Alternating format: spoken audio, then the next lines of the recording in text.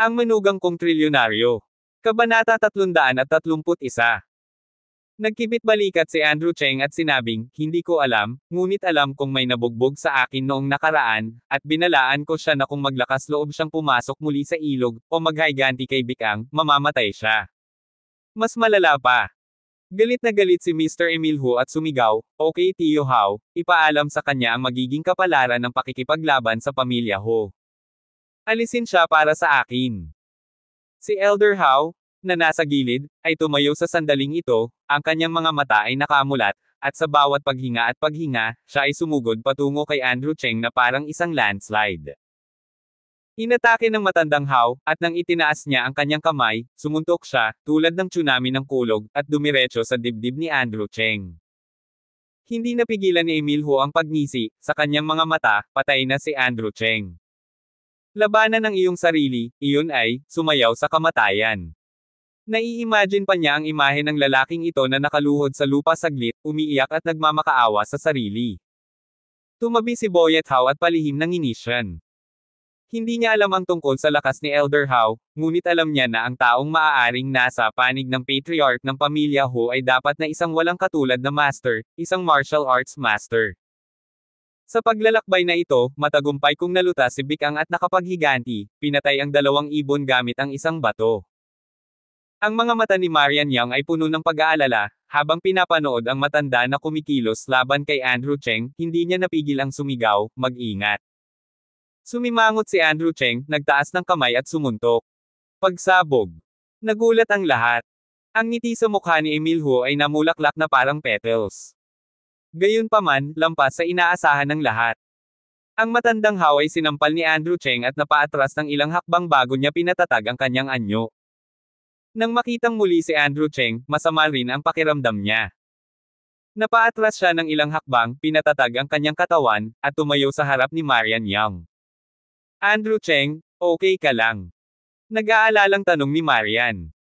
Matigas ang mga mata ni Andrew Cheng, at ang matalas na mata sa kanyang mga mata ay parang isang malamig na espada, na nakatitig sa matandang lalaki. Ikinuyom ng matandang lalaki ang kanyang mga kamao, nagpakawala ng mahabang hininga, at sinabing may magiliw ng ngiti, okay napakabuti. Hindi ko inaasahan na magkakaroon ng ganito kalakas na binata sa isang maliit na lungsod ng Xiangjiang. Ito ay talagang nakakatakot. Hindi itinuloy ni Elder Hao, at ang momentum ng buong tao ay agad na naging matatag. Kumunat ang noo ni Andrew Cheng, at saka nakangiting sinabi, normal lang, nanalo ng premyo ang senior. Nakita ng lahat na naruroon na ang pagpapares ni na Andrew Cheng at Elder Hao ay isang kurbata. Lalo na ang mag-amang si Boyet Hao at Fred Hao, ang mga ekspresyon sa kanilang buong mukha ay napakatalino. Sa sandaling ito, maluwag sila tulad ng Hulk, malalim na nakakunot ang kanilang mga kilay, at hindi sila umimik. Bukod dito, si Emil Hu, hindi niya akalain na si Andrew Cheng ay talagang kukuha ng suntok ni Uncle Hao. Alam na alam niya ang lakas ni Uncle Hao. Ang personal na gwardya sa tabi ng kanyang ama ay isa ring martial arts master na pinalaki ng pamilya Hu sa loob ng ilang dekada. Paano ito nangyari? Galit na galit si Emil Hu, itinuro si Andrew Cheng at sumisigaw, Uncle Hao, mabilis na basagin ang kanyang mga kamay at paa. Sa mga mata ni Emil Hu, si Andrew Cheng ang kanyang mortal na kaaway, siya ay immortal, at mahirap maunawaan kung ano ang kinasusuklaman niya sa kanyang puso.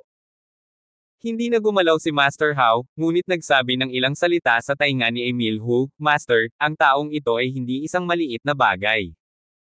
Hindi ito angkop para sa pagkilos dito, at kailangang isaalang-alang sa mahabang panahon.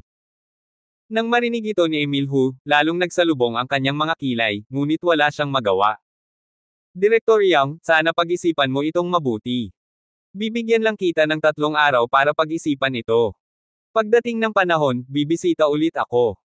Nagsalita si Emil Hu ng malupit na salita at galit na umalis sa opisina ng presidente. Pagkaalis ng grupo sa Bikang, nakabawi si Marian Yang mula sa matinding pressure at bumagsak sa sofa, nanginginig ang buong katawan. Nagmamadaling tinulungan ni Andrew Cheng si Marian Yang na tumayo at nag-aalalang nagtanong, asawa, ano ang nangyayari sa iyo? Tubig, tubig. Pagkatapos uminom ni Marian Yang ng isang basong tubig, mas gumaan ang pakiramdam niya. Sinimulan niyang tingnan si Andrew Cheng pataas at pababa at nagtanong, asawa, sino ka? Ito ay lubhang nakakatakot. Ano ang pinapakita ng asawa ko sa likod ko kanina? Parang ang martial arts master sa movie. Tiningnan ni Andrew Cheng ang kanyang ilong at puso at pabirong sinabi, ako, ano ang problema ng aking asawa? Sumimangot si Marian Young at hindi na nagtanong pa. Bumangon siya at niyakap ang kanyang dibdib, tumayo sa harap ng malalaking bintanang mula sahig hanggang kisame, at naiinis na sinabi, ang pamilyang Ho ay agresibo sa pagkakataong ito, baka hindi na tayo makatagal, Andrew, ang iyong kaibigan ay wala pa, hindi ka pa babalik. Tahimik na nakinig si Andrew Cheng at nagtanong, nasa ibang bansa siya. Kung kailangan mo ito, maaari kong kontaken siya. Lumingon si Marian Young, tumingin kay Andrew Cheng ng seryoso, at nagtanong, asawa, alam kong may pera at kapangyarihan ka sa iyong pamilya, at malaki ang pinagbago mo, ngunit sa pagkakataong ito, sana ay huwag kang makialam, sa kasong ito nasali ka. Iyan ay hindi maganda para sa kumpanya. Tsaka di ba pinagbabawalan ka na sa pera ng pamilya mo ngayon, para maging asawa kita at susuportahan kita. Talagang nag-aalala si Marian Young sa ginagawa ni Andrew Cheng, at mawawalan ito ng kontrol sa oras na iyon. Lalo na ngayon, hindi niya pa rin maintindihan kung bakit nasangkot si Boyet Hao kay Emil Ho.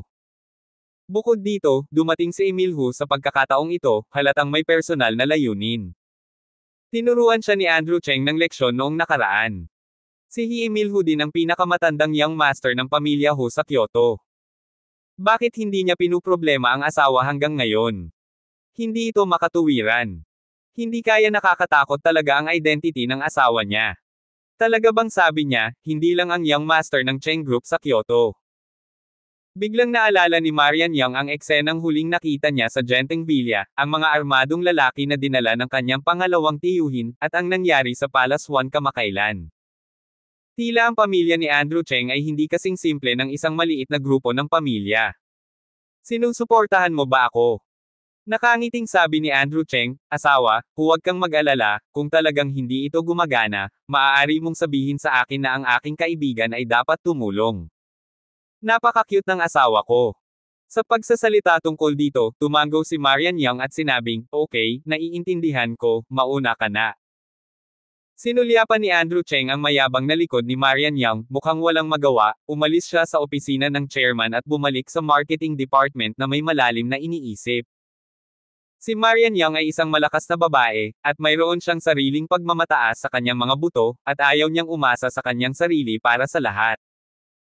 Hindi ko alam kung hanggang kailan ko itatago ang kasinungalingang ito. Kaibigan. Asawa, ang kaibigang iyon ay ang iyong mahal na asawa. Pagkatapos mag-isip tungkol dito, pumunta si Andrew Cheng sa banyo at dinial ang telepono ni Barrett. Oh my goodness Mr. Cheng, hinihintay ko ang tawag mo.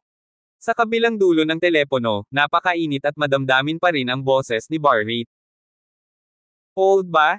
Hayaan kang gumawa ng isang bagay, suriin ang lahat ng mga negosyo at mga transaksyon sa kapital ng pamilya Hu sa Jingjing, tingnan kung gaano karaming mga industriya ang mayroon sila, at tansyahin kung gaano karaming kapital na pamumuhunan ang kailangan nilang masira. Mahinang sabi ni Andrew Cheng. Kung may ban siya sa pamilya.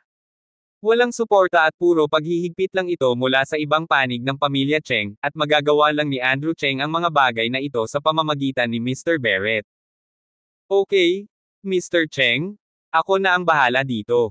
Magalang na ibinaba ni Mr. Barrett ang telepono. Bumalik si Emil Hu sa hotel at sinira ang maraming bagay sa galit, ang madilim na ekspresyon sa kanyang mukha ay maaaring matakot sa mga tao hanggang sa mamatay. Bakit? Sino siya?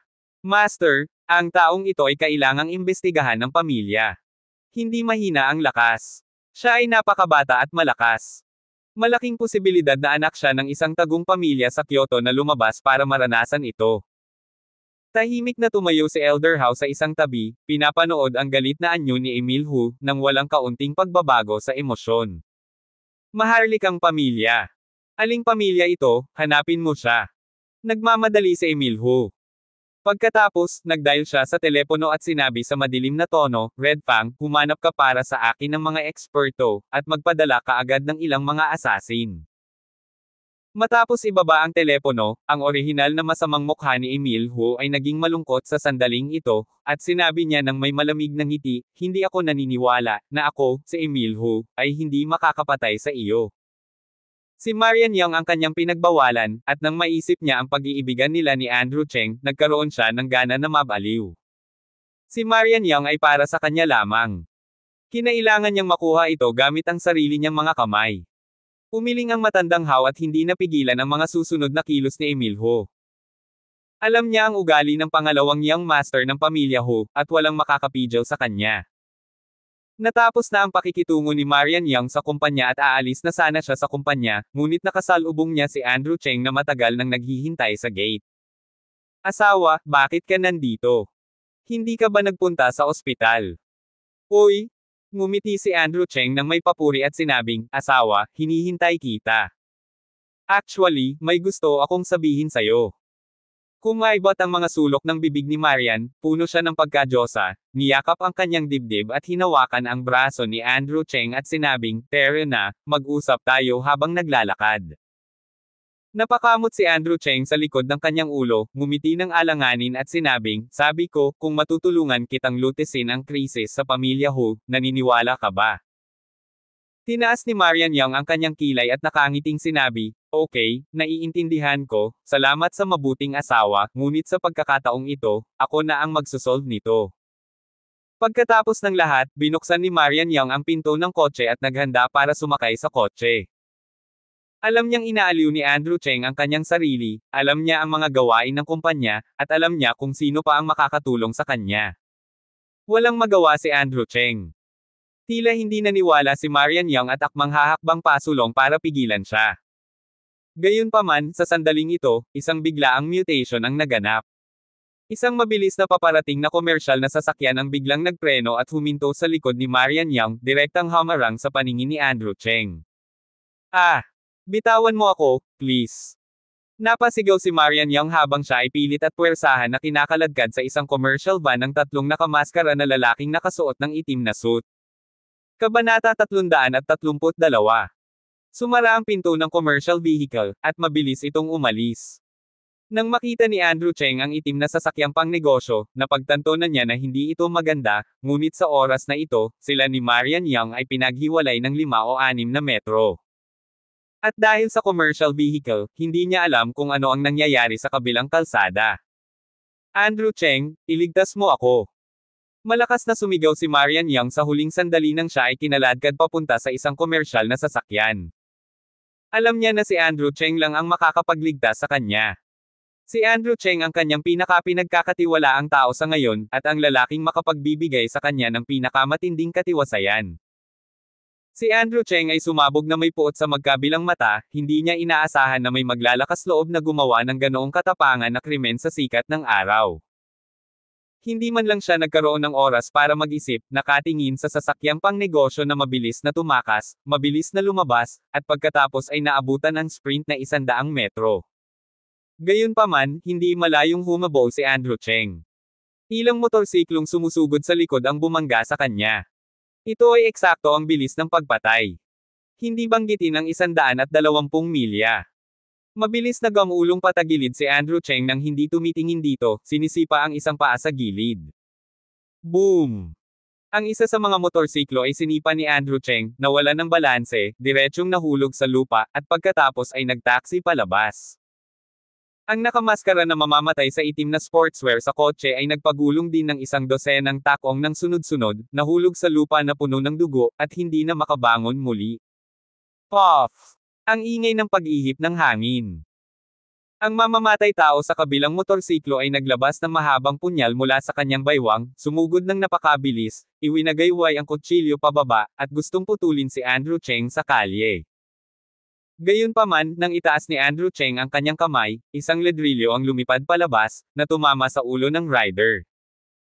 Ang rider ay diretsyong bumagsak sa lupa, nanlaki ang kanyang mga mata, at bumagsak siya sa lupa na nakatagilid ang katawan, at nagtaksi palabas kasama ang motorsiklo ng 12 metro.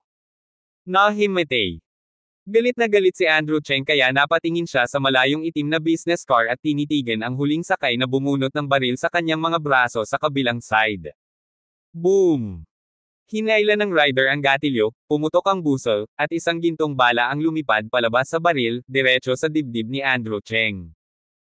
Puno ng galit ang mga mata ni Andrew Cheng, at sa sandaling dumating ang bala sa mabilis na bilis, isang lalaki ang nagtago patagilid. Sa kabutihang palad, sa mahirap na sitwasyong tulad nito ay nagagamit ni Andrew Cheng ang pagiging disipulo niya at mga natutunan sa pagsunod kay General Manuel Chu, ang lumang bagay na iyon, walang gaanong Diablo style na pagsasanay. Pinanood ng rider si Andrew Cheng na umiiwas sa trajectory, at siya ay natakot. Diablo ba ito? Ang kasanayang ito ay masyadong malakas. Sa susunod na sandali, naramdaman ng rider ang malamig na hangin sa likod niya at inikat ang kanyang ulo. Isang matalim na kutsilyo na may malamig na on ang bumungad sa kanyang braso. Sinipa ni Andrew Cheng ang rider sa kotse, at pagkatapos ay pinaandar ang kanyang motorsiklo ng napakabilis, mabilis na naabutan ang van na nawala sa harapan. Ang lahat ng ito ay nangyari at nalutas ni Andrew Cheng ang tatlong killer sa loob ng ilang minuto. Dinail ni Andrew Cheng ang telepono at malamig na sumigaw. Arlan Pay, ASAP. Si Marian Young ay dinukot. Nagalit siya, ngunit hindi niya inaasahan na dadalhin ng kabilang partido si Marian Young sa ilalim ng kanyang mga mata. Hindi nagtagal, naabutan ni Andrew Cheng ang itim na sasakyang pangnegosyo sa harap at nagsimulang maghabol sa mga lansangan ng Xiangjiang. Maihahambing sa mga espesyal na epekto ng pelikula. Sumandal si Andrew Cheng sa kanyang motorsiklo at nilock ang itim na commercial vehicle sa kanyang harapan. Nang makita niyang bumukas ang pinto, isang mamamatay tao na nakaitim na suit ang naglabas ng submachine gun at tinangay si Andrew Cheng sa likod niya. Dadada. Sa isang iglap, ang pinakamaunlad na kalye na ito sa lungsod ng Xiangjiang ay naging pangunahing larangan ng digmaan ng shootout. Sa loob ng ilang panahon, nagkagulo ang buong kalye, 12-dosenang pribadong sasakyan ang nagkabanggaan, at maraming pribadong sasakyan na natangay ng mga submachine gun ang nataman at lumipad sa ere. Si Andrew Cheng ang nagmaneho ng kanyang motorsiklo at nagmaneho sa magulong lansangan. Kasabay nito, ilang motorsiklo ang lumitaw sa kalye at naglunsad ng pagkubkob kay Andrew Cheng. Ang mga taong iyon ay nakauniporme, sa unang tingin sila ay mahusay na sinanay na mga mamamatay. Nang makita niya ang mga lokomotibong iyon na mabilis na nagmamadali sa kanyang likuran, ang mga mata ni Andrew Cheng ay mabilis na nanlabo, at ang sunod-sunod na pag-aayos ng kabilang partido, ay talagang naging hindi niya inaasahan. Ito ay isang detalyadong plano. Sino ito? Napakamahal na kaayusan. Si Andrew Cheng ay orihinal na ayaw ibunyag ang kanyang pagkakakilanlan. Ngunit nitong mga nakaraang panahon, patuloy na sinasalakay ng mga tao ang kanyang buhay, at kailangan niyang ilantad ang kanyang pagkakakilanlan at paraan ng hakbang-hakbang. Lalo na sa biglaang sitwasyong ito, bigla niyang napagtanto na hindi pa rin siya naging handa. Marian Young, kung magdusa siya dahil sa kanyang sarili, pagsisisihan ito ni Andrew Cheng habang buhay. Hindi siya Superman, at this moment I really feel the feeling of chilling. Sobrang sama ng loob niya sa pakiramdam na iyon. Si Andrew Cheng ay natatakot, sa takot. Kung ang kabilang partido ay hindi makapaghintay na paandarin si Marian Young sa kotse, kung gayon siya ay gaano man kalakas, at ang pamilya ay mayaman, ano ang magagawa? Galit na galit si Andrew Cheng, hindi niya mapapatawad ang kanyang sarili, pati na ang mga nagplano sa likod ng mga eksena. Sa dagandong ng mga tren, ilang mga lokomotibo ang hamarang sa daanan ni Andrew Cheng. Si Andrew Cheng ang nagmaneho ng lokomotibo upang huminto sa gitna ng kalye, 5 lokomotibo ang tumawid, 5 lalaki na nakasuot ng itim, patuloy na pinipihit ang mga manibela, ang lokomotibo ay umuungal ng hog-ong. Malamig na tiningnan siya ni Andrew Cheng, at ang kanyang buong katawan ay napuno ng nakakatakot na mamamatay tao na espiritu. Napatingin siya sa 5 tao sa tapat niya, at kitang-kita niya ang pagngisi sa gilid ng kanilang mga mata mula sa helmet. Ang distansya sa pagitan ng dalawang gilid ay halos 10 metro lamang, na isang panandaliang bagay para sa lokomotibo. Pinahihit ng dalawa sa mga lokomotibo ang kanilang mga hawakan, na sinabayan ng dagandong, at mabilis na pinaandar ang lokomotibo patungo kay Andrew Cheng. Kasabay nito, naglabas siya ng mahabang punyal mula sa kanyang mga braso at pinutol ito ayon kay Andrew Cheng. Nanlamig ang mga mata ni Andrew Cheng, at agad niyang binitawan ang preno, pinaandar ang makina, at sumugod sa dalawang lokomotibong paparating. Sa sandaling nakita ng dalawa pa ang espada, itinaas ni Andrew Cheng ang kanyang ulo, at ang harap ng buong lokomotibo ay mabilis na inangat. Klang! Ang mahabang punyal ay tumingin sa katawan ng lokomotibo at pumutok sa mga spark. Diniin ni Andrew Cheng ang harapan ng kotse gamit ang dalawang kamay, at ang buong tao ay umangat sa hangin at sinipa gamit ang isang paa. Direkta niyang sinipa ang isang locomotive sa kanang bahagi ng sasakyan. Pagkatapos ay tahimik siyang naupo sa makina, at kahit na ang lalaki ay nagmaneho ng kotse sa lupa. Nakita ng tatlong lokomotibo sa likuran, sa pangunguna ng lalaki, ang husay ni Andrew Cheng, isang mapanglo na panunuya ang lumitaw sa sulok ng kanyang bibig, nagtaas ng baril mula sa kanyang mga braso sa kanyang kamay, na nakatutok kay Andrew Cheng, at hinayla ang gatilyo. Boom! Sa isang putok ng baril, isang bala ang mabilis na gumalaw sa ere at binaril sa likod ng vest ni Andrew Cheng. Huli na para isipin ito, lumingon si Andrew Cheng at nakatakas sa putok na iyon. Sa sandaling mag-shoot muli ang lalaki, ang headset ay nakatanggap ng mga tagubilin. Binigyan niya ng malamig na tingin si Andrew Cheng, tumalikod, at mabilis na umalis sa eksena. Si Andrew Cheng ay hindi tanga. Nang makitang direktang tumakas ang kabilang partido, nang walang anumang mabuti, mabilis niyang naabutan. Nang tumakbo si Andrew Cheng sa abandonadong garahe, nakita niya ang abandonadong makina sa pintuan at ang itim na komersyal na sasakyan. Oh! Good boy? Andito silang lahat, hindi talaga ako takot sa kamatayan. Isang lalaking nakasuot ng itim na sportswear, may suot na salaming pang-araw, na may malalim na peklat sa kanyang noo, ay nakaupo sa hood ng isang inabandonang kotse sa isang abandonadong garahe, naglalaro ng punyal na kumikislap sa kanyang mga kamay, pinapanood ang paglitaw sa tarangkahan ni Andrew Cheng, ang pang-iinis at kabastusan na hindi matakpan ng sulok ng bibig niya. Si Andrew Cheng ay nakatayo sa tarangkahan ng abandonadong garahe at tiningnang mabuti. Mayroong 5 tao sa kabuuan, 4 na lalaki at isang babae. Maliban sa nagsalita, ang 3 pang lalaki ay nakaupo o nakatayo, at ang babae ay naka-leather shorts at isang black camisole, kasama ang isang black leather jacket na may ponytail at 2 hita sa magkabilang gilid ng hita. Ang scimitar ay matamang tumitig kay Andrew Cheng, na may maladigmaang pagnanasa sa kanyang mga mata. 5 tao, bawat isa ay walang awa na karakter. Sinulyapan ito ni Andrew Cheng, at alam niya ang kanilang tinatayang lakas, parehong mga propesyonal na mamamatay, talagang nakakalito. Lalo na ang lalaking naka-sunglass na naglalaro ng punyal ay nagbabanta. Ito ay halos kapareho ng mga taong nagsanay sa labanan dati. Gayunpaman, ang mga taong ito ay hindi nagkakahalaga ng pagbanggit sa mga mata ni Andrew Cheng. Dahil, ngayon ay puno na siya ng galit, kung sino ang naglakas loob na hamarang sa kanya, ito ay mamatay. Hoy, anak, dahil nandito ka, panatilihin mo lang ang iyong buhay. Sabi ng isa sa mga malalakas na lalaki na may matamis na ngiti, halatang tumakas ang dating lokomotibo. Mamamatay ka. Binigyan siya ni Andrew Cheng ng malamig na tingin, at ang kanyang mga mata ay bumungad sa malamig na liwanag na parang malamig na gabi, na tinatakot ang makina na manginig. Ano ba itong itsura? Bakit nakakatakot?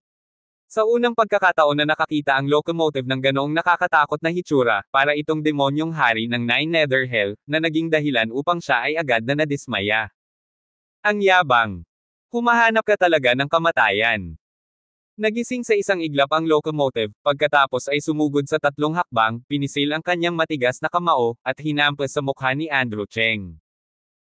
Abangan ang susunod pang mga kabanata ng Ang Manugang Kong Trilyonaryo. Don't forget to like and share. Thanks for watching.